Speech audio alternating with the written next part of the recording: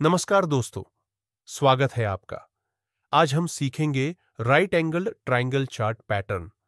इस पैटर्न को अक्सर असेंडिंग ट्रायंगल या डिसेंडिंग ट्रायंगल भी कहा जाता है। यह हमें बताता है कि मार्केट एक तरफ क्लियर बाउंड्री बना रहा है और दूसरी तरफ प्रेशर बढ़ा रहा है। इस वीडियो में हम समझेंगे राइट एंगल्ड ट्रायंगल क्या होता है, यह कहाँ बनता है, एंट्री और एग्जिट कहाँ करनी है, प्रॉफिट और स्टॉप लॉस कैसे लगाना है, कौन सी गलतियां अवॉइड करनी है और किस टाइम फ्रेम पर सबसे अच्छा काम करता है। तो वीडियो को ध्यान से आखिर तक देखें। पैटर्न का स्ट्रक्चर। राइट एंगल ट्रायंगल के दो प्रकार होते हैं।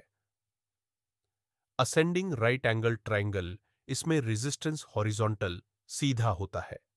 सपोर्ट लाइन धीरे धीरे ऊपर जाती है। बायर्स बार बार ऊपर पुश करते हैं लेकिन एक फिक्स्ड लेवल पर रुक जाते हैं। 2. डिसेंडिंग राइट एंगल ट्रायंगल, इसमें सपोर्ट हॉरिजॉन्टल सीधा होता है। रेजिस्टेंस लाइन धीरे धीरे नीचे आती है। सेलर्स बार बार दबाव डालते हैं लेकिन एक फिक्स्ड सपोर्ट पर रोकते हैं। इसलिए इसे राइट एंगल ट्रायंगल कहा जाता है, क्योंकि एक साइड सीधी हॉरिजॉन्टल और दूसरी स्लांटेड एंगल्ड होती है। कहां और कब बनता है? राइट एंगल ट्रायंगल अक्सर बनता है जब मार्केट किसी बड़े मूव की तैयारी कर रहा हो। असेंडिंग ट्रायंगल ज्यादातर अपट्रेंड में आता है और बुलिश कंटिन्यूएशन देता है। डिसेंडिंग ट्रायंगल ज्यादातर डाउन ट्रेंड में आता है और बेरिश कंटिन्यूएशन देता है। लेकिन कभी कभी ये रिवर्सल भी कर सकता है, इसलिए ब्रेकआउट डायरेक्शन देखना जरूरी है। मतलब सिंपल, ये पैटर्न हमें बताता है कि बायर्स और सेलर्स के बीच टग ऑफ वॉर चल रहा है और जल्द ही क्लियर ब्रेकआउट आएगा। एंट्री कहां लेनी है? एंट्री लेने के दो तरीके हैं। अग्रेसिव एंट्री, असेंडिंग ट्रायंगल में सपोर्ट से बाउंस पर बाय, डिसेंडिंग ट्रायंगल में रेजिस्टेंस से रिजेक्शन पर सेल। रिस्क, फॉल्स सिग्नल्स मिल सकते हैं। Conservative entry, best for beginners, जब प्राइस हॉरिजॉन्टल बाउंड्री को तोड़े और वॉल्यूम कंफर्म हो। असेंडिंग ट्रायंगल ब्रेकआउट, ऊपर की तरफ बाय, डिसेंडिंग ट्रायंगल ब्रेकडाउन, नीचे की तरफ सेल। बिगिनर्स के लिए हमेशा कंजर्वेटिव ब्रेकआउट एंट्री बेस्ट है। पार्ट 5, कहां ट्रेड अवॉइड करना चाहिए? 1 मिनट। इस पैटर्न में कुछ जगहों पर ट्रेड अवॉइड करना चाहिए। पैटर्न के बीच में एंट्री मत करो। वॉल्यूम कंफर्म किए बिना ब्रेकआउट पर एंट्री मत करो। अगर मार्केट पहले से न्यूज बेस्ड वॉलेटाइल है तो फॉल्स ब्रेकआउट का रिस्क ज्यादा है। डिसिप्लिन के बिना बीच में फंसने से बचो। टारगेट, स्टॉप लॉस और प्रॉफिट बुकिंग। टारगेट और स्टॉप लॉस तय करने का तरीका। टारगेट, ट्रायंगल की सबसे बड़ी हाइट मेजर करो और ब्रेकआउट पॉइंट से वही डिस्टेंस प्रोजेक्ट करो।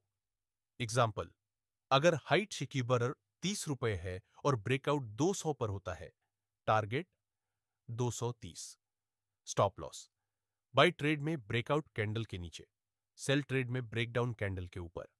प्रॉफिट बुकिंग, 60 से 80% टारगेट पर पार्शियल प्रॉफिट बुक करो, बाकी ट्रेल करो ताकि बड़ा मूव पकड़ सको।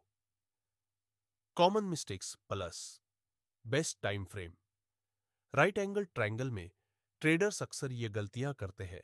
सिर्फ पैटर्न देखकर बिना ब्रेकआउट कंफर्म किए एंट्री लेना, स्टॉप लॉस बहुत छोटा लगाना जिससे बार बार हिट हो जाता है, चार्ट पर जल्दी जल्दी स्कैल्पिंग करके फंस जाना। Best time frames.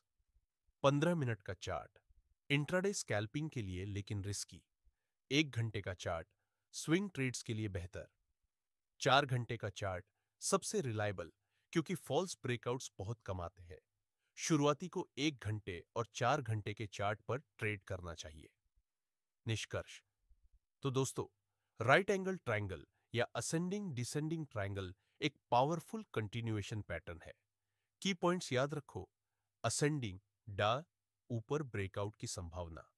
डिसेंडिंग, नीचे ब्रेकडाउन की संभावना। एंट्री हमेशा ब्रेकआउट, ब्रेकडाउन और वॉल्यूम कंफर्म के साथ करो। टारगेट, ट्रायंगल की height. Stop loss breakout candle के पास लगाओ। बेस्ट टाइम फ्रेम 1 घंटा और 4 घंटे के चार्ट। अगर वीडियो पसंद आया हो तो लाइक और शेयर जरूर करें। कमेंट में बताइए कि आप अगला कौन सा पैटर्न डिटेल में सीखना चाहते हैं और चैनल को सब्सक्राइब करना न भूलें।